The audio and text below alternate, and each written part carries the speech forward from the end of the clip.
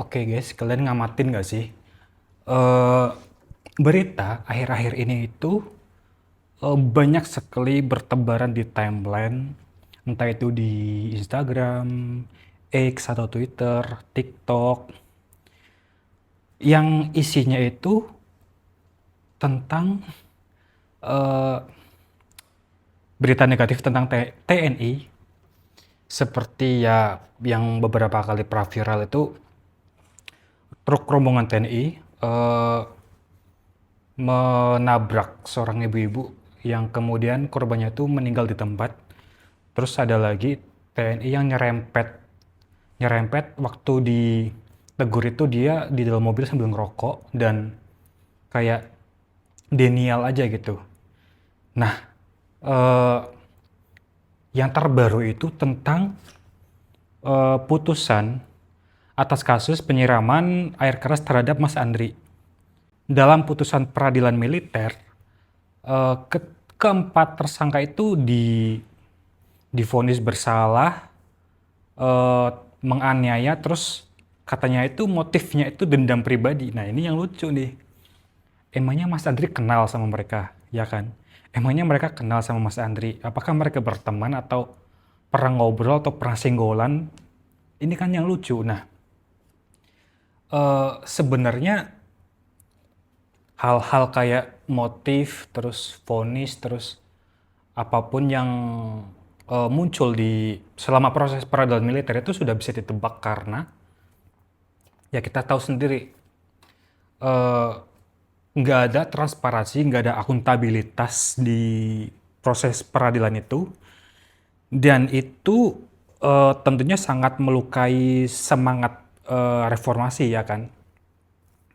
Terlebih tentara itu kan harusnya tunduk kepada supremasi sipil. Oke, dalam kesempatan kali ini aku pengen bahas tentang peradilan militer dan ya mungkin ada niatan dari DPR atau mungkin dari MK untuk melakukan amandemen terhadap undang-undang peradilan militer agar ya kasus seperti Mas Andri ini nggak lagi diambil alih oleh Puspom TNI tapi dilanjutin ke peradilan sipil.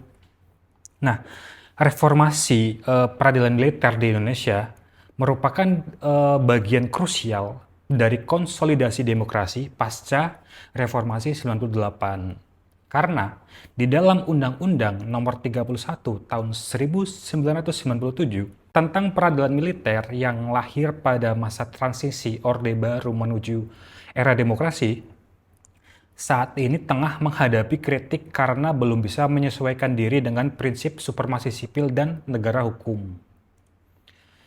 Nah, eh, sorry, kasus penyiraman air keras terhadap Andri Yunus sebenarnya bisa dijadikan titik balik bahwa urgensi terhadap amandemen undang-undang yang berkaitan dengan peradilan militer memang sangat perlu dilakukan. Nah, intinya itu eh, mumpung ada kasus kasus gede lah ini ya kan, penyiraman terhadap Mas Andri. Ayolah koalisi masyarakat sipil, anggota dewan sama-sama gitu. Intinya kayak mendorong untuk adanya amandemen terhadap undang-undang peradilan militer dan ini momen yang tepat gitu loh.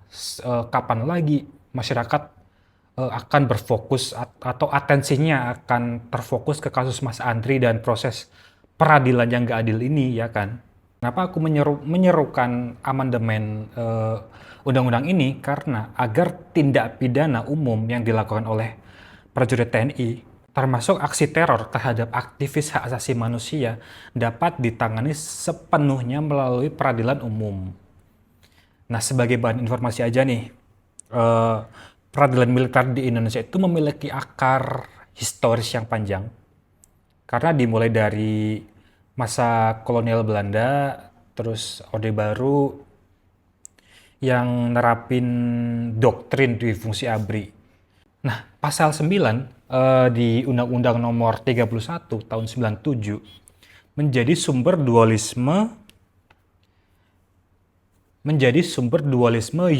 yurisdiksi. Jadi di mana prajurit TNI yang melakukan tindak pidana umum tetap dapat diadili di lingkungan militer. Ini sehingga terjadi kayak dualisme di dalam penegakan hukum.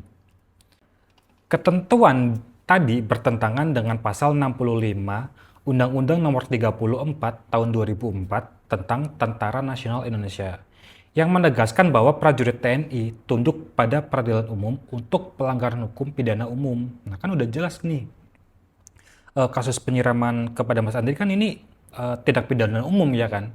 Kenapa berkasnya dilimpahin ke Puspom TNI dan peradilannya itu pakai peradilan militer? Padahal di Undang-Undang pasal 65 Undang-Undang Nomor 34 Tahun 2004 kan udah jelas kan kalau prajurit TNI itu misal prajurit TNI ngelakuin tindak pidana umum, ya peradilannya di ini hukum pidana umum bukan di peradilan militer. Nah, pasca reformasi, abolisi divisi ABRI dan amandemen Undang-Undang Dasar 45 telah menempatkan militer di bawah supremasi sipil, seperti yang aku bilang tadi kan. Namun, keterlambatan revisi Undang-Undang Peradilan Militer menyebabkan praktik impunitas tetap berlanjut, sebagaimana tercermin dalam berbagai laporan dari organisasi masyarakat sipil. Salah satunya ya terhadap Mas Andri itu. Nah, dualisme tadi tidak hanya melemahkan prinsip equality before the law, tetapi juga menghambat proses demokrasi yang menuntut akuntabilitas penuh atas kekuasaan negara. Nah, dalam penyelidikan yang dilakukan oleh Polri terhadap kasus Mas Andri tadi, terdapat keterlibatan 4 orang yang merupakan prajurit BAIS TNI. Nah, meskipun delik yang terjadi jelas merupakan tindak pidana umum seperti percobaan pembunuhan berencana dan penganiayaan berat, kasus ini pada akhirnya dilimpahkan ke Puspom TNI. Dan yang jadi pertanyaan itu kan ada apa nih gitu kan? Apakah Polri dapat tekanan dari TNI atau mungkin misal aja nih, awas ya lu ntar kalau kasus ini pakai peradilan umum kita perang gitu kan, mungkin aja jadi Polri yang mengutamakan ketertiban masyarakat mengalah gitu kan, karena ya seperti yang dibilang sama Mbak siapa gitu, ada tekanan dari saudara tua gitu kan di pas ini kan rapat dengar pendapat di DPR kemarin. Nah, dualisme yurisdiksi dalam sistem peradilan Indonesia menciptakan celah yang serius dalam penegakan hukum. Undang-undang tentang peradilan militer masih memungkinkan pengadilan militer mengadili tindak pidana umum yang dilakukan oleh prajurit dengan dalih menjaga disiplin internal. Nah, ini tuh alasan yang sangat klise, sangat sangat umum, yang sebenarnya udah nggak relevan karena ya yang dipakai dalihnya ini mulu gitu kan.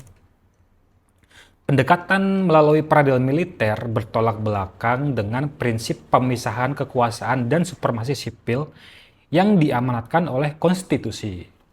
Dalam praktiknya, peradilan militer cenderung kurang transparan, bahkan sangat rentan terhadap intervensi hierarki komando, serta kurangnya akuntabel kepada publik. Nah, dualisme tadi melanggar prinsip internasional hak asasi manusia seperti yang tertuang dalam International Covenant on Civil and Political Rights yang menjamin fair trial dan equality before the law. Nah, makanya tanpa adanya keberanian untuk mengamandemen peradilan militer, praktik serupa akan terus berulang dan semakin melemahkan fondasi negara, terutama hukum negara di negara yang demokrasi kayak Indonesia ini. Terus kalau kalian pernah lihat video, kalau nggak salah itu adiknya Mas Andri, itu di sebuah video waktu orasi itu bilang kalau yang mendapatkan teror itu bukan cuma Mas Andri doang, tapi dia, adiknya ini, dan keluarganya. Nah makanya nih, tanpa adanya keberanian untuk mengamandemen peradilan militer, praktik serupa akan terus berulang dan semakin melemahkan pondasi negara. Nih yang bahaya. Nah, dalam sebuah buku yang judulnya The Soldier and the State, ditekankan tentang pentingnya objektif civilian control, di mana militer harus bersifat profesional, netral, dan sepenuhnya berada di bawah kendali sipil. Di dalam buku itu dibedakan antara kontrol subjektif yang melemahkan profesionalisme militer dan kontrol objektif yang justru memperkuatnya melalui pemisahan yurisdiksi yang tegas. Nah, sedangkan nih, kalau dilihat dalam perspektif teori keadilan sama teori keadilan distributif dan keadilan prosedural, terdapat tuntutan adanya perlakuan setara atau equal di hadapan hukum tanpa diskriminasi berdasarkan status. Ini kalau bicara teorinya sih, ya teorinya gini, cuman prakteknya kan kalian tahu sendiri lah, ya kan. Nah, dalam konteks peradilan militer, sistem saat ini sudah sangat jelas melanggar prinsip veil of ignorance karena memberikan perlindungan khusus kepada prajurit sehingga merugikan korban sipil. Nah, amandemen Undang-Undang Peradilan Militer bukanlah sebuah pilihan, tapi kayak sebuah keharusan secara konstitusional dan etis. Nah, di pasal 74 dalam Undang-Undang Nomor 34 Tahun 2004 telah lama memandatkan penyesuaian agar yurisdiksi militer terbatas hanya pada pelanggaran disiplin dan pidana militer murni, bukan pelanggaran kayak nyiram air keras atau nabrak sipil sampai meninggal dunia itu kan. Dengan tidak adanya dorongan untuk merevisi atau mengamandemen peradilan militer telah melahirkan kultur impunitas sebagaimana tercermin dalam puluhan kasus kekerasan TNI terhadap warga sipil yang jarang diadili secara terbuka. Maka dari itu, jika amandemen Undang-Undang Peradilan Militer ini terlaksana, maka akan memastikan proses hukum yang independen, transparan, dan mampu mengungkap aktor intelektual di balik aksi teror. Nah, tanpa perubahan yang bersifat fundamental, Indonesia ini beresiko kembali ke zaman Orde Baru, di mana militer menjadi negara di dalam negara. Nah, jika amandemen ini terjadi, maka akan meningkatkan kepercayaan masyarakat terhadap komitmen Indonesia pada rule of the law atau rule of law. Nah, reformasi di tubuh militer harus dilakukan secara holistik dan juga partisipatif. Pertama, DPR dan pemerintah itu perlu untuk segera membentuk panitia khusus dalam membahas RUU atau rancangan undang-undang perubahan atas Undang-Undang Nomor 31 Tahun 97 dengan memasukkan ketentuan tegas tentang penyerahan pidana umum ke peradilan umum. Kedua, Mahkamah Konstitusi diharapkan dapat mempercepat putusan uji material terhadap pasal-pasal yang bertentangan dengan prinsip kesetaraan hukum. Nah, yang ketiga, TNI perlu melakukan penyesuaian internal melalui penguatan mekanisme etika dan kerjasama lintas lembaga dengan Komisi Nasional Hak Asasi Manusia. Keempat, segala hal dalam pembahasannya harus melibatkan masyarakat sipil melalui konsultasi publik untuk memastikan bahwa revisi atau amandemen ini itu mencerminkan aspirasi nasional. Jadi bukan kayak kepentingan politik doang, tapi murni aspirasi kita semua. Nah, kasus penyiraman air keras terhadap Andri Yunus menunjukkan dengan sangat jelas bahwa dualisme yurisdiksi saat ini menghambat transparansi dan pengungkapan aktor intelektual di balik aksi teror terhadap aktivis hak asasi manusia. Nah, sekarang kan kayak kalau nggak salah itu Pak Ferry Amsari itu juga menyerukan tentang adanya revisi atau amandemen di Undang-Undang Peradilan Militer. Nah, seharusnya itu apa ya, video-video tentang yang menyerukan, eee, TNI harus tunduk ke supremasi sipil, harus, merevisi atau amandemen Undang-Undang Peradilan Militer, itu harusnya disebarkan lebih luas agar, eee, apa ya, tercipta sebuah persepsi yang solid, yang bersifat kolektif bahwa, "Oh bener nih, emang harusnya, eee, saat ini tuh udah kayak timingnya kan, golden time untuk, merevisi atau mengamandemen Undang-Undang Peradilan Militer agar kedepannya itu militer nggak semena-mena gitu loh." Kayak yang tadi udah aku singgung di awal itu kan, nyiram air keras ke Mas Andri, terus, nyerempet atau nabrak, ibu-ibu sampai meninggal dunia, terus lagi, nyerempet mobil sampai menyebabkan tabrakan beruntun, terus ada lagi nyerempet, entah siapa, tapi dia apa, sopir sopir atau prajuritnya ini malah lari, dikejar, dan ketika terjadi apa, debat, pas kacanya dibuka itu lagi ngerokok, TNI-nya lagi ngerokok sambil nyetir, itu kan, apa ya, nggak disiplin sih, nggak disiplin. Harusnya kan disiplin gitu kan. Dan untuk, ya kasus saya sendiri itu kan, waktu aku, posting essay soal Pak Prabowo, judulnya itu Presiden Tua Bangka dan Operasi Intelijen.